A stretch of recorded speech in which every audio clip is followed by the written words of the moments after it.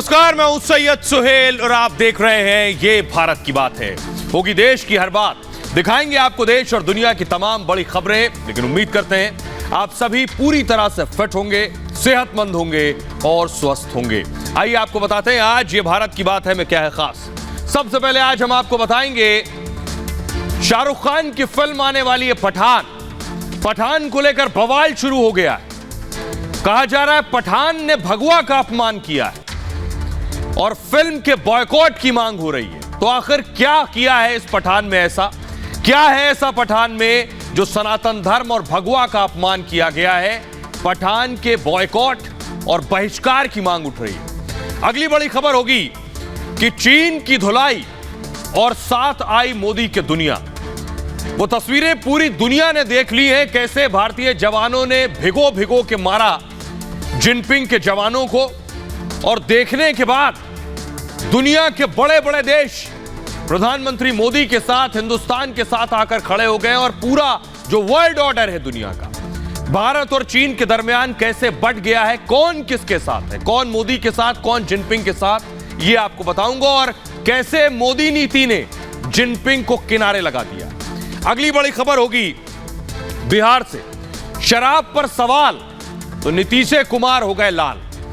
नीतीश कुमार के राज में शराब से 20 लोगों की मौत हो चुकी है। तड़प तड़प कर लोगों की जान गई। सवाल पूछा गया नीतीश से तो वो लाल हो गए। सवाल बुनियादी ये है, रोजगार पर नीतीश के पास जवाब नहीं और शराब से हो रही मौत पर भी नीतीश खामोश है। आखिर क्या वजह है, विपक्ष क्या सवाल पूछ रहा है, बिहार के लोग क्या कह रहे हैं, इस पर बात करेंगे। और आखिर में बात करेंगे योगी आदित्यनाथ ने एक और स्ट्राइक कर दी है। आपके घर बिजली का मीटर होगा, उत्तर प्रदेश में जिनके यहां बिजली का मीटर है और बिजली चोरी करते हैं, वो वाले मीटर लगाकर जो रिमोट से भी बंद हो जाते हैं, उन सब के घर पर योगी आदित्यनाथ ने स्ट्राइक कर दी। शुरुआत कर रहे हैं आज की एक सबसे बड़ी खबर के साथ। सबसे बड़ी खबर यह है कि शाहरुख खान की फिल्म पठान रिलीज होने वाली है। पठान का भी गाना रिलीज हुआ है और पठान का गाने से पहले ही घमासान मच गया है। घमासान इस बात को लेकर, तस्वीर दिखाई जरा पहली, यह ऑफिशियल टीजर रिलीज हुआ है पठान का, जिसमें जॉन अब्राहम, शाहरुख खान और दीपिका पादुकोण ने फिल्म को बैन करने की, फिल्म को बॉयकॉट करने की मांग उठ रही है। किस बात पर, अगली तस्वीर दिखाई जरा। यह जो तस्वीर आप देख रहे हैं, इस तस्वीर को लेकर घमासान हुआ, जिसमें शाहरुख खान और दीपिका पादुकोण आपको नजर आ रहे हैं। इस तस्वीर पर हंगामा मचा है। कहा जा रहा है भगवा का अपमान हुआ है, सनातन धर्म का अपमान किया है, हिंदू धर्म के साथ खिलवाड़ किया है। क्या है इसमें, यह आपको बताऊंगा, पहले जरा रिपोर्ट देखिए।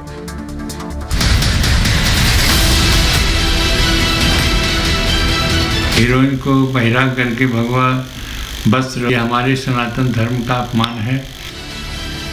उस रंग का अपमान नहीं होने देंगे। साफ दिख रहा है कि दूषित मानसिकता कारण ये फिल्माया गया गाना है। देश में शाहरुख की फिल्म पठान के बहिष्कार की मांग हो रही है। अगले साल रिलीज होने वाली इस फिल्म को लेकर बवाल खड़ा हो गया है। फिल्म के सीन को तुरंत हटाने की मांग हो रही है। इसमें शाहरुख और दीपिका एक साथ नजर आ रहे हैं। दीपिका ने भगवा बिकनी पहनी हुई है। इसी विरोध में पठान के बॉयकॉट के लिए सोशल मीडिया से लेकर साधु संत तक आवाज उठा रहे हैं।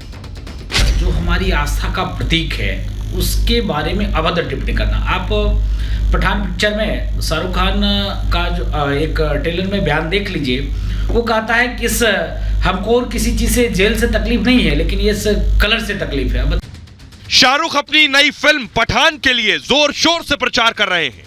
कभी वैष्णो देवी में मत्था टेकते हैं तो कभी मक्का में उमरा करते हैं। लेकिन सोशल मीडिया पर एक खास ट्रेंड शाहरुख के दिल की धड़कन बढ़ा रहा है। यह ट्रेंड है बॉयकॉट पठान। अगले महीने शाहरुख की पठान रिलीज होनी है। अभी तो फिल्म का एक ही गाना रिलीज हुआ है, लेकिन इस गाने के रिलीज होते ही हंगामा शुरू हो गया है। और आइए अब आपको बताते हैं कि फिल्म में आखिर ऐसा क्या है जिस पर बवाल हो रहा है। कौन से वो सीन है जिसे हटाने की मांग हो रही है। कहा जा रहा नहीं हटाया गया तो बैन होगा। ये जो तस्वीर आप देख रहे हैं, इसी तस्वीर पर सारा हंगामा बरपा है। 12 दिसंबर को फिल्म का गाना रिलीज किया गया। गाने के रिलीज के साथ ही हंगामा भी शुरू हो गया। इस गाने का नाम है बेशरम रंग। गाने का नाम है बेशरम रंग। गाने में दीपिका ने भगवा रंग की बिकनी पहनी हुई है। दावा है शाहरुख ने हरे रंग की टी शर्ट पहनी है। दीपिका की भगवा बिकनी और गाने का नाम बेशरम रंग, यही है बवाल की वजह। मध्य प्रदेश के गृह मंत्री नरोत्तम मिश्रा ने कहा, फौरन इस सीन को हटा दीजिए। बिना सीन हटाए अब मध्य प्रदेश में फिल्म रिलीज नहीं होने देंगे। लोग इसे भद्दा, हिंदू भावना आहत करना वाला बता रहे हैं इस सीन को, क्योंकि इसमें जो बिकनी है वो भगवा रंग की है और गाने का नाम है बेशरम रंग। सोशल मीडिया पर ट्रेंड हो रहा है हैशटैग बॉयकॉट पठान, ट्रेंड कर रहा है इस वक्त सबसे ज्यादा। शाहरुख के प्रमोशन के फोटो भी वायरल होने लगे हैं और कुछ दिन पहले प्रमोशन के लिए शाहरुख खुद वैष्णो देवी गए थे। शाहरुख खान ने टीका लगाकर तस्वीर भी पोस्ट की थी और इस फोटो को शाहरुख का इस वक्त दिखावा बताया जा रहा है कि वो वैष्णो देवी जा रहे हैं, टीका लगा रहे हैं, पूजा कर रहे हैं और भगवा का अपमान कर रहे हैं। शाहरुख की फिल्म 25 जनवरी को रिलीज होने वाली है और फिल्म रिलीज से पहले ही बैन की मांग हो रही है। 250 करोड़ में फिल्म पठान बनकर तैयार हुई और इस फिल्म में, बड़े बजट की फिल्म है, शाहरुख ने इस फिल्म के लिए 100 करोड़ रुपए लिए, ऐसा कहा जा रहा है, जबकि दीपिका ने फिल्म के लिए 15 करोड़ रुपए चार्ज किए हैं। यह है स्थिति विवाद की वजह। लेकिन एक दिलचस्प बात यह, लोगों का कहना है शाहरुख खान को ऐतराज नहीं है कि दीपिका ने भगवा बिकनी पहनी और गाने का नाम है बेशरम रंग, ये बोल है, लेकिन शाहरुख खान वैष्णो देवी मंदिर गए थे। तस्वीरें आप देख रहे हैं पिछले दिनों, फिल्म के प्रमोशन के लिए ये दुआ करने की फिल्म कामयाब हो। लेकिन दोनों चीजें एक साथ कैसे हो सकती है कि शाहरुख खान मंदिर भी जाए, अगली तस्वीर दिखाइए, मंदिर भी जाएं और भगवा का अपमान भी करें। ये देखिए, उसके बाद शाहरुख खान ने बाकायदा तस्वीर ट्वीट की थी जिसमें वो टीका लगाए हुए हैं। तो हिंदू धर्म में आस्था रखने वाले लोग कह रहे हैं कि आखिर एक तरफ तो टीका लगा रहे हैं शाहरुख खान, भगवा टीका, दूसरी तरफ भगवा का, सनातन का अपमान कर रहे हैं। मध्य प्रदेश के गृह मंत्री का तो यहां तक कहना है कि अगर ये सीन नहीं हटाए गए तो फिल्म तो रिलीज नहीं होने दी जाएगी। सुनिए। गाने में प्रयुक्त की गई वेशभूषा प्रथम दृष्टया बेहद आपत्तिजनक है। साफ दिख रहा है कि दूषित मानसिकता के कारण ये फिल्माया गया गाना है। वैसे भी दीपिका पादुकोण जी टुकड़े टुकड़े गैंग की समर्थक रही हैं, जेएनयू वाले उसमें, और इसलिए मैं ये निवेदन करूंगा कि इसके दृश्यों को ठीक करें, वेशभूषा को ठीक करें, अन्यथा मध्य प्रदेश में इस फिल्म को अनुमति दी जाए या न दी जाए, ये विचारणीय प्रश्न होगा। बीजेपी को सुन लिया, लेकिन कांग्रेस पठान पर एक शब्द नहीं कह रही है, इस सीन पर एक शब्द नहीं कह रही है। कांग्रेस कह रही है कि सेंसर बोर्ड कार्रवाई करे। सुनिए जरा। मध्य प्रदेश के गृह मंत्री को हम इससे पहले भी कह चुके हैं कि उनको जो सेंसर बोर्ड है उसकी अध्यक्षता दे दें ताकि वो अपना काम कर सके। उनका पूरा इंटरेस्ट जो है मूवीज के अंदर है, उनका पूरा इंटरेस्ट जो है वो सेंसरशिप के अंदर है। आज की तारीख में गृह मंत्री मध्य प्रदेश के तय थोड़ी करेंगे कौन क्या पहनेगा, क्या कपड़े पहनेगा, क्या नहीं पहनेगा। उनका इसमें इंटरेस्ट ना हो कि अगर प्रदेश की जो लॉ ऑर्डर की व्यवस्था है उसमें होगा, ज्यादा फायदा होगा। एनसीआरबी के आंकड़े बता रहे हैं। जिस तरह से सेंसर बोर्ड के होने के बाद भी लगातार विवादास्पद फिल्में बनाई जाती हैं, धार्मिक भावनाओं को आहत करने का काम किया जाता है, ऐसे में भारतीय जनता पार्टी के नेता इन मुद्दों पर राजनीति तो करते हैं, लेकिन सेंसर बोर्ड के जिम्मेदार लोगों पर कार्यवाही की बात क्यों नहीं करते? आइए अब आपको बताते हैं, नेता भी विरोध कर रहे हैं, धर्मगुरु भी विरोध कर रहे हैं, लेकिन सोशल मीडिया पर बॉयकॉट ट्रेंड चल रहा है कि इस फिल्म का बहिष्कार करना चाहिए। लोग क्या लिख रहे हैं ये आपको दिखाता हूं। राम कृपाल ने लिखा, दीपिका के नाम मात्र के कपड़ों का रंग भगवा है और जिस गाने का ये सीन है उस गाने का नाम है बेशरम रंग। इसके आगे कुछ कहने की जरूरत नहीं है। शाकिब लिख रहे हैं, फिल्म बनाने वाले डायरेक्टर और प्रोड्यूसर ने भी नहीं सोचा होगा कि फिल्म में कपड़ों के रंग पर इतना बवाल हो जाएगा। शनावी लिख रहे हैं, जानबूझकर हिंदू धर्म के पवित्र रंग का मजाक बनाया जाएगा। जो हरे रंग का शर्ट पहनकर भगवा पहने हिंदू लड़की से छेड़छाड़ कर रहा है, यह लव जिहाद और गजवाए हिंद है, इसे बैन किया जाना चाहिए। रोहित शेखावत लिख रहे हैं, रवीना टंडन ने भी टिप टिप बरसा पानी में ऐसे ही कपड़े पहने थे, यह गाना उन्होंने अक्षय कुमार के साथ फिल्माया, तब बवाल क्यों नहीं हुआ। जितेश प्रताप सिंह लिख रहे हैं, भगवा रंग की बिकनी में रोमांस कर रहे हैं और प्रमोशन के लिए वैष्णो देवी जा रहे हैं। हिंदू हैं तो फिल्म नहीं देखनी चाहिए। अरबाज खान ने लिखा, अब क्या फिल्मों में कपड़े भी धर्म के हिसाब से आएंगे? कला की कोई जाति कोई धर्म नहीं होता। शोभित ने लिखा, शाहरुख जानबूझकर भगवा रंग को बदनाम कर रहे हैं। फिल्म देखने के बजाय गरीबों को खाना खिला दूंगा, फिल्म नहीं देखूंगा। अमित ने लिखा है, प्रमोशन के लिए टीका लगाएंगे, वैष्णो देवी जाएंगे और फिल्म में हिंदुओं के भगवा को टारगेट करेंगे। अमित ने लिखा है, ऐसी फिल्म को पूरी तरह से बॉयकॉट किया जाना चाहिए। अब आपको सुनवाते हैं, सुनिए जरा। पीवीआर से जो लोग फिल्म देखकर, सिनेमा हॉल से, थिएटर से जो लोग निकल रहे हैं, वो इस फिल्म को लेकर, भगवा के अपमान को लेकर पठान में क्या कुछ कह रहे हैं। ये भगवा कलर नहीं होना चाहिए, क्योंकि हमारे हिंदुइज्म है, हमारे इंडियन ट्रेडिशनल है, तो उसको ये सारा इसको बदनाम करने की कोशिश कर रहे हैं। ये नहीं होना चाहिए, आई डोंट लाइक। और कलर बहुत सारे हैं ना, बहुत यूज़ वो कर लो, इतना वो करके बॉलीवुड बार बार आहत करता है हम लोगों की उस पर कि ये हिंदू धर्म है यार, भगवा है, हम किसी कलर है जो नेशन को रिप्रेजेंट करता है, आप उसको कैसे ऐसे बिकनी में डाल के और कैसे मतलब डोंट नो, बहुत ही बेशर्म हरकत है ये। दीपिका ने या शाहरुख खान के उसमें गाने में जो गाया है ना, भगवा रंग जो पहना है बिल्कुल ही बेसलेस है। वो भगवान पहनते थे, साधु महात्मा वगैरह पहनते थे, ये सेंस बनता ही नहीं है, ये इंसल्ट है। ये तो हिंदू समाज के लिए बिल्कुल ही भगवा रंग पहनने का क्या सेंस बनता है, आप ये बताइए। उनको खुद फील नहीं होता कि हमें ये पहनना ही नहीं चाहिए इस बात के लिए। आई थिंक बेशरम सॉन्ग जो है, मेरे ख्याल से I don't know who is this people जो कपड़े दे रहे हैं, बहुत ज़्यादा सेंशुअस लगा। और आजकल की जो यूथ है बहुत ज़्यादा प्रोवोक हो जाती है इंस्टाग्राम, फेसबुक, यूट्यूब से। तो मेरे ख्याल से थोड़ा सा डायरेक्टर्स और जो मूवीज़ बना उनको सोचना चाहिए कि क्या आप दे रहे हो पहनने।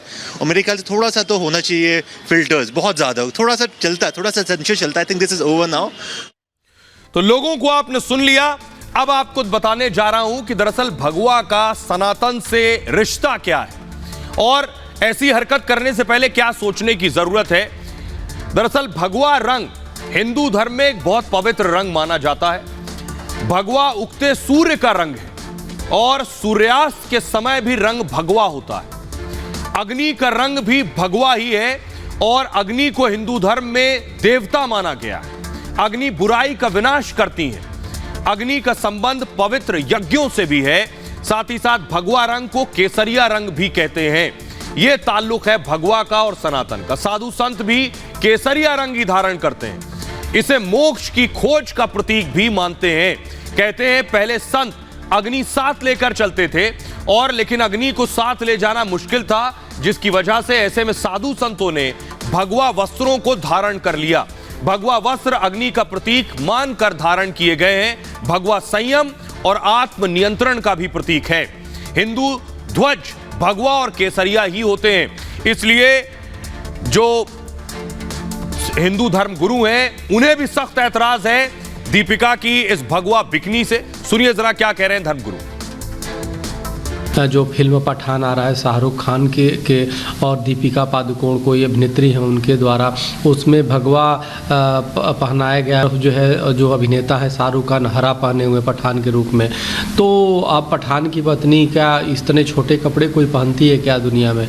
तो एक तो ये बात है। दूसरी, भगवा उसको पहना के और उसके बाद जो जिस प्रकार से बेशरम रंग उस पर गाना गाया गया है, तो ये कहीं ना कहीं अपमानजनक है कि ये समय उचित नहीं है कि इस प्रकार के गाने बने और उन गानों में इस प्रकार के रंग का प्रयोग हो और उसको बेशरम रंग कह के संबोधित किया जाए। जबकि मैं जानता हूं अनेक रंग उन्होंने पहने होंगे, लेकिन उसके बाद भी यह रंग अपनी एक विशिष्टता रखता है हिंदू समाज के लिए और किसी भी व्यक्ति को नहीं है अधिकार कि किसी भी समाज को इस प्रकार से चोट पहुंचाए। शाहरुख खान ने भी पठान पिक्चर में जो दीपिका पादुकोण को जिसको रंग में बेशरम रंग दिया है, वो भगवा रंग भारतीय संस्कृति दर्शन का प्रतिनिधित्व करता है।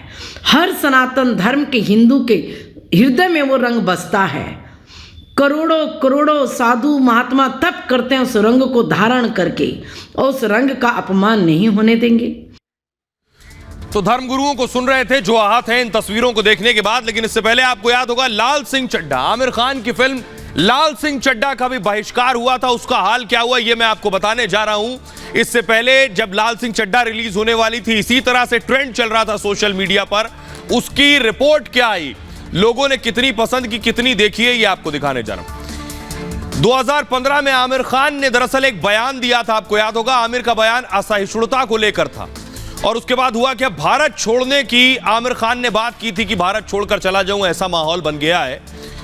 आमिर का यही बयान उन पर भारी पड़ गया और 11 अगस्त को लाल सिंह चड्ढा रिलीज हुई, जिसके बाद रिलीज से पहले ही विवाद शुरू हो गया। दूसरे दिन करीब 2300 शोज रद्द कर दिए गए थे लाल सिंह चड्ढा के। 180 करोड़ के बजट से यह फिल्म तैयार की गई थी। लाल सिंह चड्ढा बुरी तरह से पिट गई और निर्माता को 35 करोड़ रुपए का नुकसान हुआ। जो लागत लगाई थी वो भी नहीं निकल पाई। भारतीय बॉक्स ऑफिस पर 57 करोड़ का कलेक्शन हुआ था, यानी फिल्म की लागत की 31% कमाई हुई थी सिर्फ। विदेशों से लाल सिंह चड्ढा ने 39 करोड़ रुपए कमाए थे।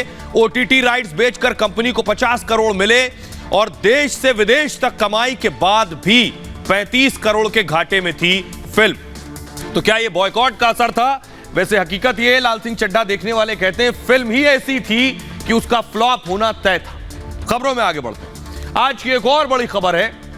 खबर यह है कि चीन की तो धुलाई हो गई, 2 दिन से आप देख रहे हैं। धुलाई के बाद दुनिया में क्या असर हुआ, इसकी बात करेंगे। दुनिया मोदी के साथ आ गई है। जब भारतीय जवानों ने गिरा गिरा कर मारा है चीनियों को, उसके बाद से हालत यह है कि सब सन्ने, पूरी दुनिया ने वो तस्वीरें देखी जो मैं आपको दिखाने जा रहा हूं। उसके बाद सब मोदी से हाथ मिला रहे हैं। ये तस्वीरें आप देख रहे हैं, ये देखिए पहली तस्वीर।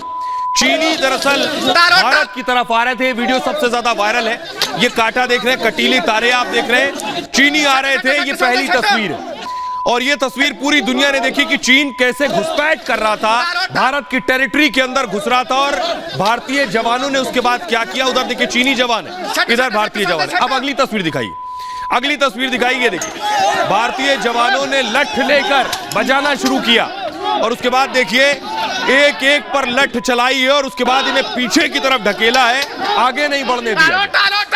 ये देखिए, ये आप देख रहे हैं कि भारतीय जवान उन्हें पीछे ढकेल रहे हैं। ये वीडियो वायरल है और सिर्फ ढकेला नहीं है। अगली तस्वीर दिखाइए, ये आप देख रहे हैं, ढकेल ढकेल के नीचे फेंक दिया।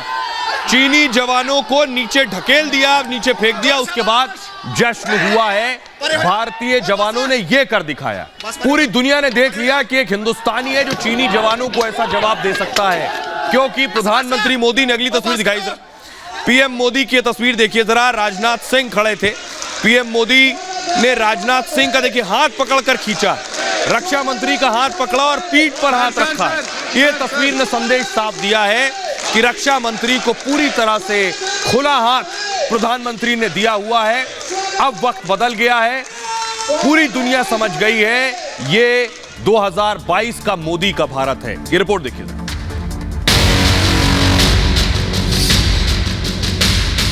ये मोदी का भारत है। दुनिया में किसी से भी कम नहीं है। इसका मुकाबला पूरे विश्व में कोई नहीं कर सकता है। ये 2022 का हिंदुस्तान है। ये ईंट का जवाब पत्थर से देता है, ये गोली का जवाब बम से देना जानता है। आपका साहस उस ऊंचाई से भी ऊंचा है जहां आप तैनात है। नए भारत ने चीन को उसी की भाषा में जवाब दे दिया है। लातों के भूत बातों से नहीं मानते। भारतीय सेना ने चीन की वो कुटाई की है जो 7 पुश्तें भी याद रखेंगी। सिर्फ पिटाई ही नहीं की, जिनपिंग के गुलामों को उठा उठा कर भी फेंका है। मोदी के भारत में सेना के हाथ पूरी तरह से खुले हैं। दुश्मन एक हाथ उठाए तो वो हाल करो कि दोबारा हाथ उठाने लायक ना रहे।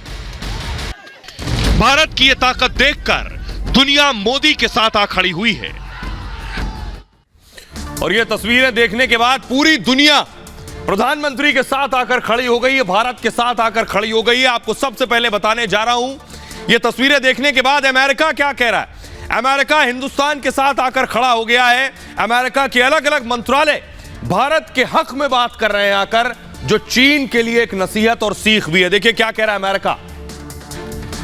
अमेरिका कह रहा है तवांग झड़प पर भारत के साथ दुनिया आकर खड़ी हुई है। न सिर्फ अमेरिका, अमेरिका ने भारत का समर्थन किया इस झड़प पर और अमेरिका के रक्षा मंत्रालय का बयान आया, पेंटागन का बयान आया, तवांग के पीछे चीन का हाथ है, यह पेंटागन का कहना है। भारत का रुख आक्रामक था और अच्छा हुआ कि चीन पीछे हट गया। चीनी सैनिक उल्टे पांव लौट गए, यह अमेरिका का कहना है। नहीं लौटते तो चीन का ही नुकसान होता और भारत ने संयम, समझदारी दिखाई। तवांग में भारत ने काबिले तारीफ काम किया, यह जवानों के लिए भी प्रशंसा है। अमेरिकी विदेश मंत्रालय ने भी बयान दिया है, सिर्फ रक्षा मंत्रालय नहीं, विदेश मंत्रालय ने भी स्टेटमेंट दिया है। भारत अमेरिका का अहम साझेदार है और चीन को अमेरिका ने सीधी चेतावनी दी है, चीनी घुसपैठ का हम विरोध करेंगे, हिंदुस्तान के साथ हैं। एलएसी बदलने की कोई भी एक तरफा कोशिश मान्य नहीं होगी। विवादित मुद्दे बातचीत से सुलझाए जाने चाहिए, यह अमेरिका का बयान है। अब आपको सुनवाने जा रहा हूं, सुनिए जरा। प्रेस सचिव जो है व्हाइट हाउस के, उन्होंने स्टेटमेंट जारी किया, सुनिए। We are glad to hear that both sides appear to have quickly disengaged from the clashes. We are closely monitoring the situation. We encourage India and China to utilize existing bilateral channels to discuss disputed boundaries. Order में कौन किस तरफ है, ये मैं आपको बताने जा रहा हूं। ये आप देख रहे हैं, प्रधानमंत्री नरेंद्र मोदी के साथ जो बाइडेन है, मोदी के साथ ऑस्ट्रेलिया भी खड़ा है, पीएम मोदी के साथ भारत के साथ जापान खड़ा है और फ्रांस खड़ा है। ये वो देश है जो भारत के साथ में ब्रिटेन खड़ा हुआ है। बड़े बड़े देश, ब्रिटेन के अलावा जर्मनी भारत के साथ है। लेकिन जरा देखिए जिनपिंग के साथ कौन खड़ा होगा। जिनपिंग के साथ एक तानाशाह के पीछे दूसरा तानाशाह किम जोंग उन और उसके पीछे आतंकिस्तान के प्रधानमंत्री शहबाज शरीफ। अब देखिए ये भारत की ताकत है और ये चीन की ताकत है। भारत के साथ दुनिया के देश हैं और चीन के साथ गिनती के वो लोग जिनके देशों की हालत क्या है आप देख सकते हैं। अब यही फर्क है, यही प्रधानमंत्री मोदी की ताकत है, यही हिंदुस्तान की ताकत है। हमारे साथ डिफेंस एक्सपर्ट जीडी बख्शी साहब जुड़ रहे हैं, उनसे जानेंगे जो वर्ल्ड ऑर्डर बदला है इसके मायने क्या हैं। बख्शी साहब बहुत बहुत स्वागत है आपका। मेरा सवाल आपसे पहला यही है कि ये जो नया वर्ल्ड ऑर्डर तैयार हुआ है इसे आप कैसे देखते हैं चीन और भारत के दरमियान? देखिए, चीन इस वक्त ग्लोबल स्टेज के ऊपर चैलेंजर के रूप में उभर रहा है। जो एस्टैब्लिश स्टेटस को पावर है वो यूनाइटेड स्टेट्स है। अभी तक यूनिपोलर ग्लोबल वर्ल्ड ऑर्डर था। चीन उसको जो है एक बाइपोलर वर्ल्ड ऑर्डर या मल्टीपोलर वर्ल्ड ऑर्डर की तरफ ले जाना चाहता है। इसलिए वो अपनी ताकत, खासकर इकोनॉमिक ताकत, मिलिट्री ताकत का बहुत ज़बरदस्त इजाफा कर रहा है ताकि वो अमेरिका को चुनौती दे सके, चैलेंज दे सके। ठीक है, भारत जो है वो आज के दिन एक उभरती शक्ति है, एक महाशक्ति है जो आने वाले दिनों में पूर्ण रूप से उभर कर विश्व पटल पर आएगी। हम 5वीं बड़ी इकोनॉमी बन गए हैं जीडीपी टर्म्स में। हमने यूके, यूनाइटेड किंगडम को ओवरटेक कर लिया है। हमारा डिफेंस बजट भी कोई चौथा या 5वां बड़ा डिफेंस बजट है दुनिया के अंदर आज के दिन। और हमारी जो सशस्त्र सेनाएं हैं, 2nd largest army, 4th largest air force, 5th largest navy हमारी दुनिया में है। हम एक न्यूक्लियर पावर है, हमारे पास अपनी न्यूक्लियर सबमरीन्स बना सकते हैं। तो भारत भी एक बहुत सशक्त ताकत के रूप में, पावर सेंटर के रूप में उभर कर आ रहा है। तो भारत की शक्ति और भारत की ताकत है कि चीन का जो भोंपू है, ये ग्लोबल टाइम्स चीन का भोंपू है जो लिख रहा है कि बॉर्डर पर शांति स्थापित की जाए। देखिए अब चीन शांति की बात कर रहा है। ग्लोबल टाइम्स में क्या छपा है, झड़प के बाद कई दिन तो शांति रही, उसके बाद ग्लोबल टाइम्स ने क्या छापा है ये आपको दिखा रहा हूं। देखिए कैम 2 काटिए। अब देखिए जरा, ग्लोबल टाइम्स में लिखा है चीनी सैनिकों की पिटाई पर ग्लोबल टाइम्स भड़क गया। चीन का सरकारी अखबार है ये ग्लोबल टाइम्स। तवांग में टकराव के लिए भारत को दोषी ठहरा रहा। टकराव के जरिए संदेश देने की कोशिश की गई है, झड़प के लिए अमेरिका को भी दोषी ठहरा रहा। भारत के आक्रामक तेवर के बाद चीन का रुख नरम हो गया है। तवांग में तैनात सैनिकों ने स्थिति को तेजी से शांत किया है, यह कहना ग्लोबल टाइम्स का। स्थिति और भड़केगी इस बात की आशंका कम है और तवांग झड़प पर एक दिन तक खामोश रहा यह भोंपू चीन का। चीनी सरकार के बयान के बाद इसने खबर छापी। संसद में राजनाथ के बयान के बाद चीन का बयान आया और भारतीय सैनिकों के चीनी सीमा में घुसने का झूठ इसने फैलाया है। तो हमारे देश के विपक्षी नेताओं और विरोधियों के लिए भी ग्लोबल टाइम्स पढ़ने की जरूरत है। ये कह रहे हैं कि चीनी सैनिक आए थे, ग्लोबल टाइम्स कह रहा है भारतीय सैनिक गए थे। अब आपको दिखाने जा रहा हूं ये तस्वीरें जो आप देख रहे हैं। ये तस्वीर एक बड़ी वजह है चीन को मिर्ची लगने की। ये अमेरिका और भारत के बीच जो वॉर रिहर्सल हुई, युद्ध अभ्यास हुआ चीन के बहुत नजदीक, ये युद्ध अभ्यास चीन को पसंद नहीं आया। चीन को अच्छा नहीं लगा कि भारत और अमेरिका मिलकर कोई युद्ध अभ्यास कर रहे हैं। ये कहां पे हो रहा था वॉर रिहर्सल, ये मैं आपको बताऊंगा। इसलिए चीन सबसे ज्यादा परेशान है कि उसके नजदीक आकर अमेरिका लड़ाई लड़ रहा है, उसके नजदीक आकर। ये देखिए जरा, ये आप देख रहे हैं कहां पर भारत और अमेरिका रिहर्सल कर रहे थे। उत्तराखंड के औली में, चीन की सीमा से सिर्फ 100 किलोमीटर की दूरी पर था। चीन को यही बात अच्छी नहीं लगी कि हमारे इतना नजदीक आकर वॉर रिहर्सल हो रहा है। चीन को अभी और मिर्ची लगने वाली है। बड़ी ब्रेकिंग न्यूज ये है कि भारत फिर से रिहर्सल करने जा रहा है। कल से एक और वॉर रिहर्सल शुरू होने जा रही है। तवांग के बाद भारत की तैयारी है और वॉर रिहर्सल शुरू हो गया। अरुणाचल में अभ्यास करेगी भारतीय सेना और कई वॉर रिहर्सल होने, ये चीन को सबसे ज्यादा परेशान करने वाले हैं। आइए, तो ड्रैगन को मुंहतोड़ जवाब देने की तैयारी हो गई है। कैसे जवाब दिया जाएगा, कैसे तैयारी होगी, कैसे रिहर्सल होगी और चीन के कितना नजदीक, देखिए ये जो आप देख रहे हैं, चीन को मुंहतोड़ जवाब देने की ये बड़ी तैयारी है। देख रहे हैं आप, इसी तरह से फाइटर्स चीन के बहुत नजदीक, भारतीय फाइटर उड़ान भरेंगे। सोचिए, इनकी गर्जना से चीन की और जिनपिंग की रूह कांप जाएगी। भारतीय वायुसेना में पूरी तरह से चौकस है इस वक्त। कल से भारतीय एयरफोर्स ये बड़ा युद्ध अभ्यास शुरू करने जा रही है। अरुणाचल प्रदेश में युद्ध अभ्यास करेगी ये भारतीय वायुसेना।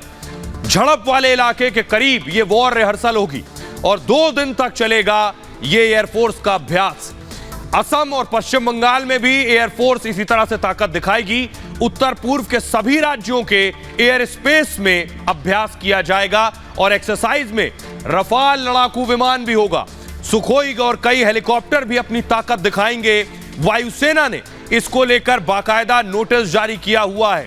तवांग झड़प से पहले ही युद्ध अभ्यास तय हो चुका था ये, और भारतीय एयरफोर्स के प्लान से चीन भड़क गया है। आपको याद होगा, अमेरिका के साथ जब साझा अभ्यास हुआ था उससे चीन नाराज था। LAC से 100 किलोमीटर दूर अभ्यास पर नाराजगी जताई थी चीन ने। सैन्य अभ्यास को शांति के लिए खतरा बताया था। 1993 और 96 के समझौते का उल्लंघन बता चुके हैं जिनपिंग। इसी तरह जब युद्ध अभ्यास होगा, जिनपिंग दूरबीन से ऐसे ही देख रहे होंगे। हमारे सहयोगी जो बॉर्डर्स पर अलग अलग जगह मौजूद हैं, हमारे सहयोगी विवेक शुक्ला भी बॉर्डर के नजदीक पहुंचे। एक एक्स सर्विसमैन, एक एक्स फौजी से बात की है, सुनिए जरा।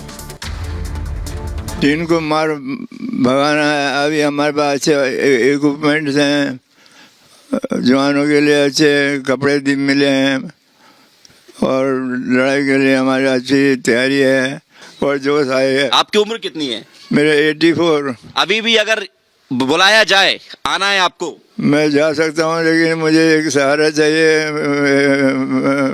सहारा चाहिए, लेकिन देखिए हौसला बुलंद है। 84 इयर्स के हैं। तो आपने सुना, विवेक बात कर रहे थे। फौजी की उम्र है 84 साल और 84 साल की उम्र में भी फौजी चीन के खिलाफ लड़ने को तैयार है। यही जज्बा और हौसला हमारे देश के फौजियों में होता है। आपको बताने जा रहा हूं कि प्रधानमंत्री नरेंद्र मोदी ने और उनकी कूटनीति ने कैसे चीन को, जिनपिंग को किनारे लगा दिया है। पिछले 8 साल में 2014 के बाद हुआ क्या, जिनपिंग की अकल कैसे ठिकाने आई, ये आपको बताने जा रहा हूं। ऐसे ही सरेंडर है जैसे अभी जिनपिंग दोनों हाथ से नजर आ रहे हैं, ऐसे ही सरेंडर है। 2014 में प्रधानमंत्री बनने के बाद संबंध सुधारने की मोदी ने बहुत कोशिश की कि सबसे संबंध सुधारे जाएं। पाकिस्तान के साथ भी कोशिश की, वैसे ही चीन के साथ, लेकिन चालबाज चीन की तरफ से हर बार धोखा ही मिला। इसके बाद मोदी ने चीन के खिलाफ नीति में बदलाव किया। मोदी समझ गए कि लातों के भूत बातों से नहीं मानेंगे, अब उंगली टेढ़ी करनी पड़ेगी। चीन के प्रति भारत की नीति अब डिफेंसिव नहीं है, अब हम बचाव की मुद्रा में नहीं है, अब ईंट का जवाब पत्थर से देते हैं। मोदी की नीति अब और आक्रामक हो गई है। आक्रामक ऐसे कि चीन के धोखे पर जवाबी कार्रवाई फौरन की जाती है, एक्शन के साथ ही मदद भी फौरन पहुंचती है। LAC पर चीन ने सड़क रेल कनेक्टिविटी बढ़ाई तो भारत भी इंफ्रास्ट्रक्चर तेजी से बढ़ा रहा है, निर्माण कार्य शुरू है। LAC पर चीन ने सैनिकों का जमावड़ा बढ़ाया तो भारत ने भी सैनिकों की संख्या बढ़ा दी। उसी की भाषा में जवाब। जैश का सरगना अजहर मसूद ग्लोबल टेररिस्ट भारत ने करवाया। चीन ने न जाने कितने रोड़े लगाए इस राह में कि मसूद अजहर को बचाया जाए, लेकिन चीन ने यूएन में 4 बार यूएन में इस बात पर वीटो लगा दिया, लेकिन भारत की कूटनीति के आगे चीन फेल हो गया। यूएनएससी में 5वीं बार प्रस्ताव आने पर चीन राजी हुआ। गलवान में चीन के हमले पर भारत ने करारा जवाब दिया और गलवान के बाद भारत ने कई चीनी ऐप बंद कर दिए। चीन के साथ भारत ने कई समझौते तोड़ डाले। इससे चीन को बहुत बड़ा आर्थिक झटका लगा है और प्रधानमंत्री मोदी ने दलाई लामा के जन्मदिन पर बधाई भी दी। प्रधानमंत्री मोदी ने ऐसा कर चीन को साफ संदेश दे दिया था और यह संदेश ही है कि चीन अब समझ गया है कि भारत के साथ अब आंखें लाल करके काम चलेगा नहीं, आंखें बराबर पर रखें या झुकाकर उठाकर काम नहीं होने वाला। हमारा साथ जीडी बख्शी साहब लगातार जुड़े हुए हैं। जीडी बख्शी साहब, एक सवाल ये, प्रधानमंत्री मोदी की कूटनीति जो 14 के बाद आई, उसने कैसे चीन को किनारे लगा दिया? देखिए, जब से प्रधानमंत्री मोदी आए हैं उन्होंने बहुत ही संयम से और बहुत ही ध्यान लगाकर अपनी राजनीति और अपनी डिप्लोमेसी कंडक्ट करी है। आज रूस भी हमारा दोस्त है, अमेरिका भी हमारा दोस्त है, जापान भी हमारा दोस्त है, यूरोपियन यूनियन भी हमारा दोस्त है, ऑस्ट्रेलिया हमारा दोस्त है। ये सब जो देश हैं इनकी भारत से पड़ती है। वो भारत के व्यूज़ की कदर करते हैं, वो भारत के साथ कोऑपरेट करना चाहते हैं। हम क्वाड के मेंबर हैं, जिसके चलते हम जो है एक quadrilateral of democracy, America, India, Japan, Australia, ये मिलके एक समन्वय पैदा कर रहे हैं चीन की दादागिरी के बरखिलाफ। तो जो हमारी कूटनीति है, जो हमारी फॉरेन पॉलिसी है, वो बहुत ठहरी और सुलझी हुई फॉरेन पॉलिसी। और आइए, जमीन चोर चीन की मैं बात कर रहा हूं। चीन जैसे जमीन कब्जाने की कोशिश करता है, सिर्फ भारत नहीं, दुनिया में चीन की 43% जो जमीन है वो कब्जाई हुई है। देखिए कैसे, ये मैं आपको दिखाने जा रहा हूं। चीन की सीमा जो है, ये 14 देशों के साथ चीन की सीमा लगती है। 14 देशों के साथ 23 देशों के इलाकों पर कब्जा कर लिया है। 23 देशों, 43% जमीन दूसरे देशों की हड़पी है चीन ने। 41 लाख वर्ग किलोमीटर जमीन पर कब्जा किया। आप ध्यान से देखिएगा, ये आप देख रहे हैं चीन से लगती हुई सीमा पूर्वी तुर्किस्तान की है। चीन ने 1949 में यहां कब्जा कर लिया, शिनजियांग प्रांत का इसका नाम दे दिया और इसका कुल एरिया ईरान के बराबर है। यह कब्जा किया, शिनजियांग को स्वायत्त क्षेत्र घोषित कर दिया और यहां 45% उइगर मुसलमान रहते हैं। यह पहला कब्जा है चीन का। दूसरा कब्जा देखिए, तिब्बत। 23 मई 1950 को तिब्बत पर हमला किया। कुल एरिया दक्षिण अफ्रीका जितना है और यहां की आबादी में 78% बौद्ध हैं। दलाई लामा ने भारत में शरण ली उसके बाद और चीन का यहां कब्जा है। इनर मंगोलिया, दूसरे विश्व युद्ध के बाद इनर मंगोलिया पर कब्जा कर लिया चीन ने। 1947 में स्वायत्त घोषित कर दिया इस इलाके को और इसका एरिया कोलंबिया के बराबर है। अगला देश देखिए, हांगकांग। हांगकांग पहले चीन का हिस्सा ही हुआ करता था। 1842 में 1842 में ब्रिटेन ने युद्ध में इसे गंवा दिया और 1997 में ब्रिटेन ने चीन को लौटा दिया और 1 कंट्री 2 सिस्टम समझौता हांगकांग के लिए चीन ने कर लिया, लेकिन चीन अपना हिस्सा इसे बताता है। अगला देश देखिए, ताइवान। ताइवान को भी अपना हिस्सा मानता है चीन। इसी तरह से ताइवान खुद को संप्रभु राष्ट्र मानता है और 73 साल से दोनों देशों के बीच टकराव जारी है अब तक।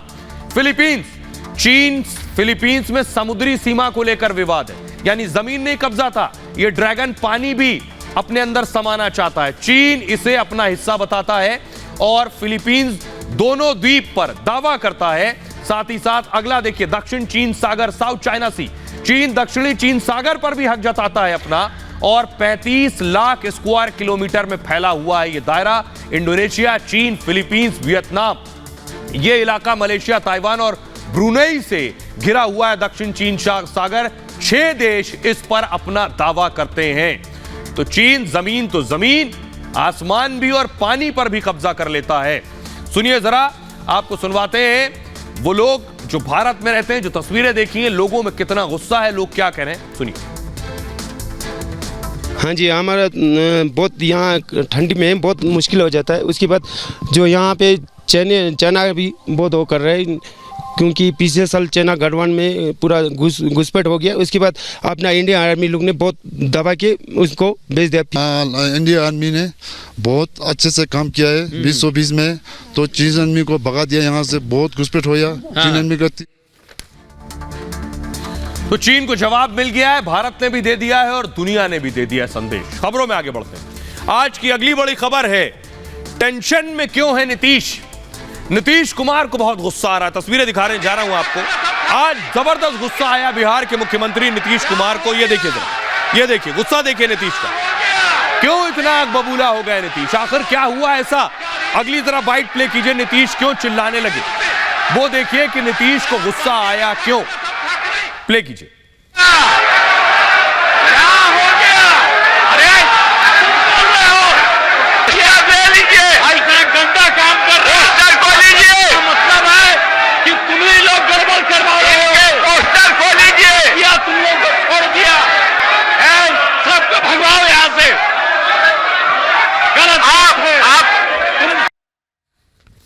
और आइए अब आपको बताते हैं ये हुआ क्यों। तस्वीर देखिए जरा।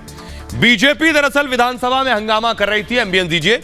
विधानसभा में नारेबाजी हो रही थी, हंगामा हो रहा था नीतीश के खिलाफ। ये हंगामा क्यों हो रहा था? क्योंकि 20 बेगुनाह लोगों की मौत हो गई बिहार में, कोई पूछने वाला नहीं। अगली तस्वीर दिखाई जरा, ये देख रहे हैं, लोग रो रहे हैं, बिलख रहे हैं। 20 लोगों की मौत हो गई छपरा में, नीतीश कुमार के पास कोई जवाब नहीं।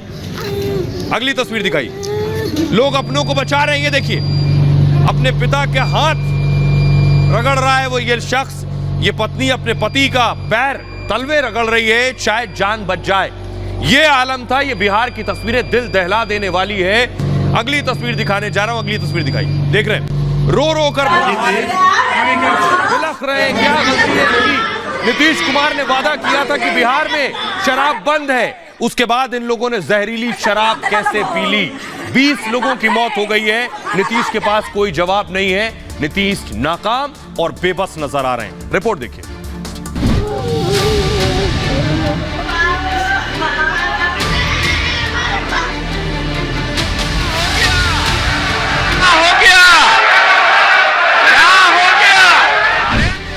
चेहरे पर गुस्सा, बड़ी बड़ी लाल लाल आंखें और जोर जोर से चीखते चिल्लाते ये बिहार के मुख्यमंत्री नीतीश कुमार हैं।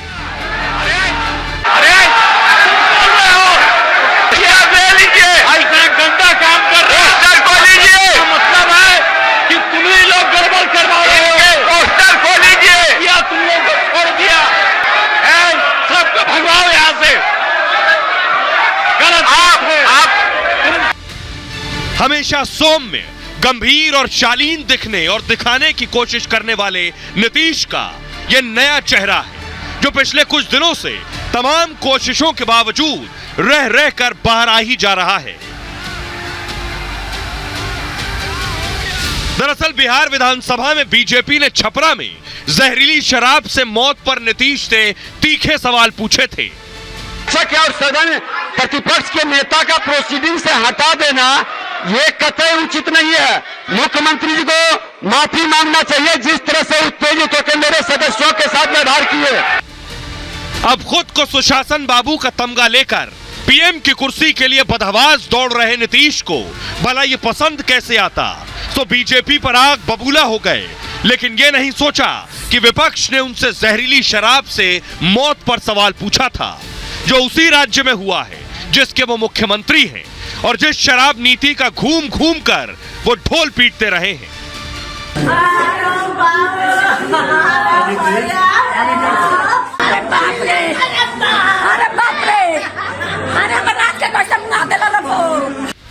बिहार में जहरीली शराब से मौत का ये पहला मामला नहीं है। हर हफ्ते 2 हफ्ते में कहीं ना कहीं से कई मौतों की खबर लगातार आती रही है, लेकिन नीतीश बाबू को इस पर ध्यान देने की फुर्सत नहीं। वो तो प्रधानमंत्री की कुर्सी के लिए सियासी जिम्नास्टिक में मशगूल हैं और सिपहसालार भी अजीब अजीब बयान दे रहे हैं। सुनिए नीतीश के आबकारी मंत्री क्या कह रहे हैं। चोरी की या मर्डर की घटनाएं घटती हैं तो पुलिस कार्रवाई करती है, और अन्य राज्यों में जहां शराबबंदी नहीं है वहां भी घटनाएं घटी हैं। अब देखिए जरा हुआ क्या। बिहार में वैसे तो शराब बैन है ऑफिशियली, लेकिन मिलती चारों तरफ है। नीतीश की नाक के नीचे भी मिलती है। ये मैं आपको दिखाने जा रहा हूं। देखिए तस्वीरें आप देख रहे हैं, हृदय विदारक तस्वीरें हैं। शराब से मौत पर बिहार में हाहाकार मचा है। छपरा में जहरीली शराब से कई मौतें हो चुकी हैं अब तक। मंगलवार देर रात तक 5 लोगों की मौत हुई थी। उसके बाद अब यह आंकड़ा 20 पर पहुंच चुका है। 15 लोगों ने इलाज के दौरान दम तोड़ दिया है। कई की हालत अब भी गंभीर बताई जा रही है और कई लोगों की आंखों की रोशनी तक चली गई है जहरीली शराब पीने से। छपरा के मशरक और इसुआपुर में यह हादसा हुआ है, जहां 50 से ज्यादा लोगों ने यह शराब पी थी। सभी ने 20-20 रुपए में देसी शराब के पाउच खरीदे थे। इसी घटना के बाद विपक्ष ने नीतीश कुमार से सवाल पूछे। नीतीश लाजवाब हो गए, कोई जवाब नहीं था, क्योंकि बिहार में पूरी तरह से शराबबंदी तो है, ढोल पीटा है, लेकिन जगह जगह शराब बिक रही है, वो भी जहरीली। मौत का सिलसिला भी लगातार जारी है। आइए अब आपको सुनवाता हूं। नीतीश अब सवालों के घेरे में है, पूरी सरकार कटघरे में है, वार पलटवार का दौर जारी है। सुनिए जरा। शराब की जो लोग बात कर रहे हैं, अब शपथ तो इन लोगों ने भी लिया था, और सत्ता में भाजपा कितने साल रहे। आज इनको याद आ रहा है कि जहरीली शराब से लोग मर रहे हैं। भाजपा लगभग करवा रहे कि नहीं करवा रहे, 10 साल से भी ज्यादा, 15 साल तक बिहार में काबिज रही। इन्होंने क्या किया, आज इनको याद आ रहा है। आज सदन के अंदर बिहार में हो रहे शराब से मौत और अपराधियों का बढ़ता मनोबल, हत्या, अपहरण, लूट, बलात्कार चरम पर पहुंचा है।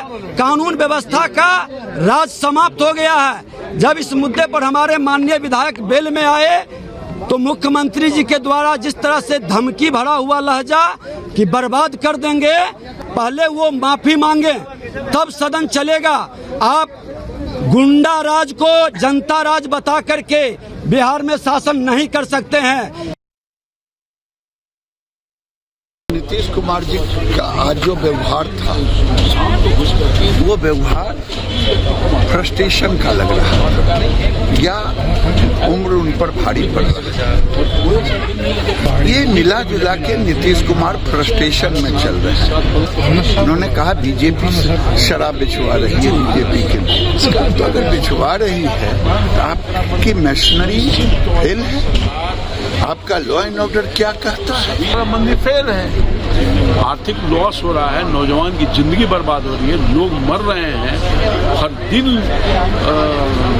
लोग की मौत हो रही है। शराबबंदी फेल हो गया है, पूरी तरह से फेल हो गया है, और बड़े पैमाने पर अवैध तरीका से शराब और गलत शराब बनाया जा रहा है। जहरीली शराब बेचने पर मजबूर है, जहरीली शराब पीने पर मजबूर है लोग।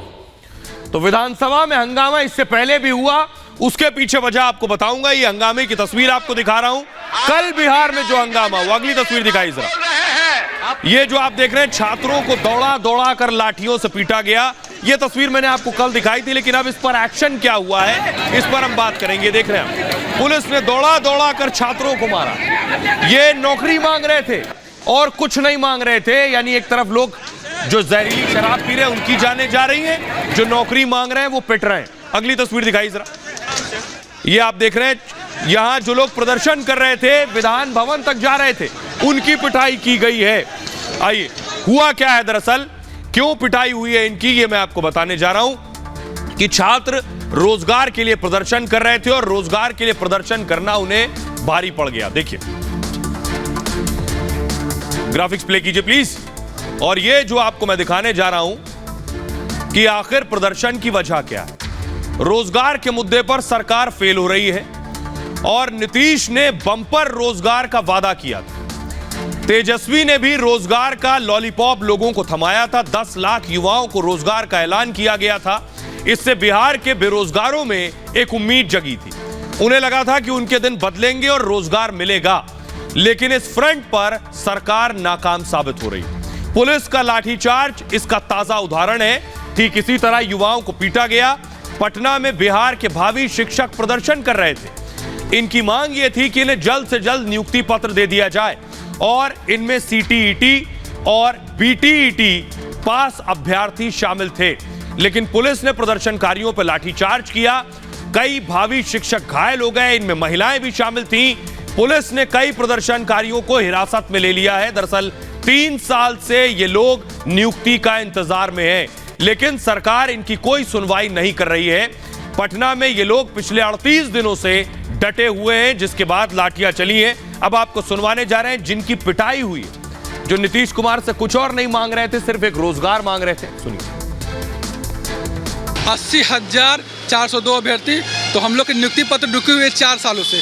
इसी को मांग को लेकर के हम लोग बार बार जाते थे सचिवालय और बार बार विभाग में दौड़ते थे, वहां से कोई स्पष्ट जवाब नहीं दिया जा रहा था। पुलिस प्रशासन द्वारा दमनकारी नीति का प्रयोग किया गया और हम लोग पर लाठीचार्ज किया गया है। अब किसी का सर फूटा है, किसी का पैर टूटा है और कुछ लोग ला करके ये कोतवाली थाना में बंद किए हुए हैं। सरकार जो युवाओं को ठगने का काम कर रहा है, तो पूरे बिहार में बिंगुल बच चुका है।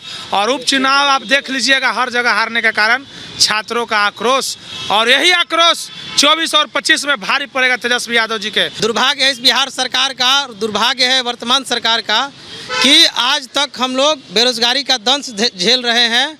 और ये सरकार को लगातार हम लोग पहले भी आंदोलन करके लगातार जगाने का कोशिश कर रहे हैं, लेकिन ये सरकार के कान पर जू नहीं रेंग रही है। ये कहते हैं युवाओं की सरकार है, तेजस्वी जी कहते हैं युवाओं की सरकार है, तो उनको अविलंब जो है 7 चरण का नोटिफिकेशन जारी करे। 80,402 सभी स्टेट 19 उत्तीर्ण अभ्यर्थियों की नौकरी सुनिश्चित करे, क्योंकि सरकार के द्वारा स्पष्ट कहा गया था, उस समय के तत्कालीन जो शिक्षा मंत्री थे विजय कुमार चौधरी जी, उनके द्वारा स्पष्ट कहा गया था कि सभी उत्तीर्ण अभ्यर्थी की नौकरी पक्की है, तो अविलंब पक्की करे। राज्य की शिक्षा व्यवस्था को सुधारिए, नहीं तो हम लोगों को इसी तरीका से, हम लोग तो आतंकवादी है नहीं, हम लोग पढ़ने वाले स्टूडेंट हैं। सारे लड़का हायर एजुकेशन करके कोई MSc, कोई MA, कोई PhD, कोई B.Ed, M.Ed करके आया है, तो क्या उतना पैसा हम लोग इसीलिए खर्च किए थे? उसके साथ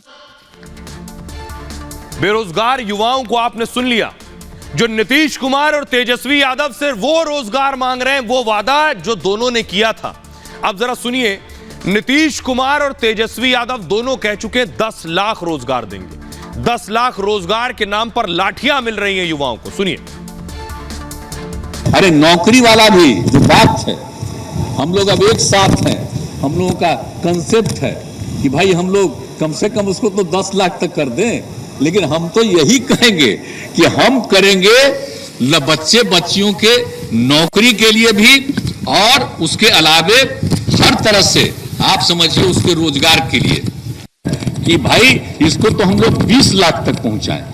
आज एक ऐतिहासिक दिन के अवसर पर माननीय मुख्यमंत्री नीतीश कुमार जी ने एक ऐतिहासिक घोषणा की है। उन्होंने कहा है गांधी मैदान से कि 10 लाख नौकरियां दी जाएंगी और इसको बाद में आगे बढ़ा के 20 लाख भी किया जाएगा।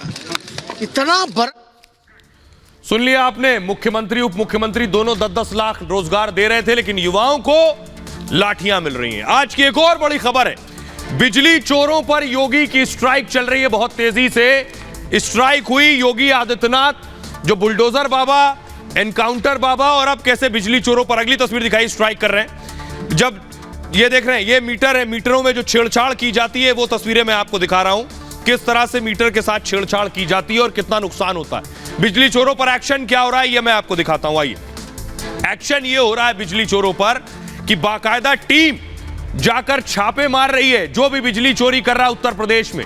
यूपी के बिजली चोरों पर एक्शन में योगी है इस वक्त। बिजली चोरी पर जिम्मा यूपी की स्पेशल टास्क फोर्स STF को दे दिया है। मीटर सुस्त कराने वालों पर कड़ी कार्रवाई की जा रही है। लखनऊ में बिजली बिल घटाने वाला गैंग शिकंजे में आया है। इलेक्ट्रॉनिक डिवाइस लगाकर धीमा कर देते थे लोग मीटर, रीडिंग घटाने के बदले लोगों से भारी पैसे वसूला करते थे। लखनऊ से STF ने गैंग के 5 लोगों को गिरफ्तार कर लिया है। गैंग के पास से कई कंपनियों के 578 मीटर बरामद हुए, 556 सिरिंज, 65 रिमोट और 539 चिप भी बरामद कर ली गई हैं। मीटर डिस्प्ले खराब करने वाली 3 मैग्नेट्रॉन मशीन मिली है। लखनऊ में लोगों के घरों के बिजली मीटर की जांच होगी और 7 दिन में बिजली चोरी पर जांच रिपोर्ट मांगी गई है। उत्तर प्रदेश में कुल 2 करोड़ 70 लाख बिजली कस्टमर हैं और हर साल लगभग 1 लाख मिलियन यूनिट से ज्यादा बिजली खरीदी जाती है और बिजली चोरी से राज्य को भारी नुकसान हो रहा है।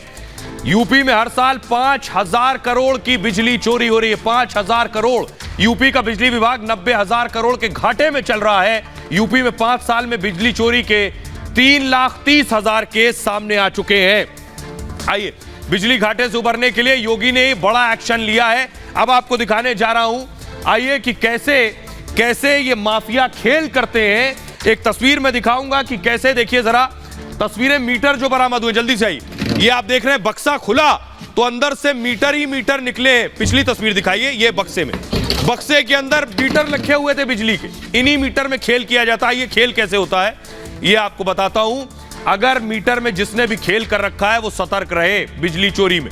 बिजली चोर गैंग पहले नए ग्राहक तलाशते हैं, खुद को बिजली विभाग का कर्मचारी बताते हैं, लोगों को कम बिजली बिल आने का लालच देते हैं, नया मीटर लगाते हैं या पुराने मीटर के साथ छेड़छाड़ की जाती है। मीटर से छेड़छाड़ के लिए बाकायदा लैब चलाते हैं। सिरिंज से केमिकल मीटर में डालकर मीटर को बंद कर देते हैं। पहले मीटर के टर्मिनल प्लेट को सफाई से खोलते हैं, मीटर के अंदर खास तरह की चिप फिट कर देते हैं। चिप फिट करने का काम गैंग लैब में करता है और चिप लगने से रिमोट से मीटर चलने लगता है। यानी जब मन हुआ दबा दिया, मीटर बंद है, बिजली आप इस्तेमाल कीजिए। जब मन हुआ रिमोट दबा दिया और मीटर चलने लगा। मीटर पहले जैसा दिखता है लेकिन बिल कम आता है। मीटर को सफाई से खोलकर बारीक वायरिंग की जाती है। बाहर से समझ नहीं आता कि मीटर की स्पीड कम की गई है। मीटर की रीडिंग गायब करने वाला गैंग भी सक्रिय है। मीटर खोलकर खास मशीन से प्रोसेसर की फ्रीक्वेंसी बढ़ाते हैं और मेमोरी में स्टोर रीडिंग हमेशा के लिए गायब हो जाती है। सफाई से कम रीडिंग वाली चिप फिट कर दी जाती है और उसके बाद इस तरह से कैसे काम होता है ये जरा सुनिए। एसएसपी एसटीएफ क्या कुछ कह रहे हैं। ये काफ़ी समय से एसटीएफ को इंटेल मिल रही थी कि बिजली मीटर्स में मैनूवरिंग करके रीडिंग को प्रभावित करने वाला गैंग सक्रिय है। अच्छा, इस संदर्भ में यूपी गवर्नमेंट से भी एक जांच जो है एसटीएफ को संदर्भित की गई थी, जिस पे हमारी तरफ से इन्वेस्टिगेशन और इंटेलिजेंस गैदरिंग की कार्रवाई की जा रही थी। उसी क्रम में 10 तारीख को एक तो विशाल विक्रम सिंह को आप सुन रहे थे। अब देखिए नुकसान क्या हो रहा है। मीटर रीडिंग करने वाले भी चोरी में शामिल हैं और रीडिंग कम यूनिट सेट करने के लिए भारी वसूली होती है। मीटर को धीमा करने के लिए 5 से 10 हजार तक रुपए लिए जाते हैं। पैसा लेकर 50 से 60% मीटर धीमा कर देते हैं और मीटर धीमा करने, मेमोरी बदलने से रीडिंग कम आती है।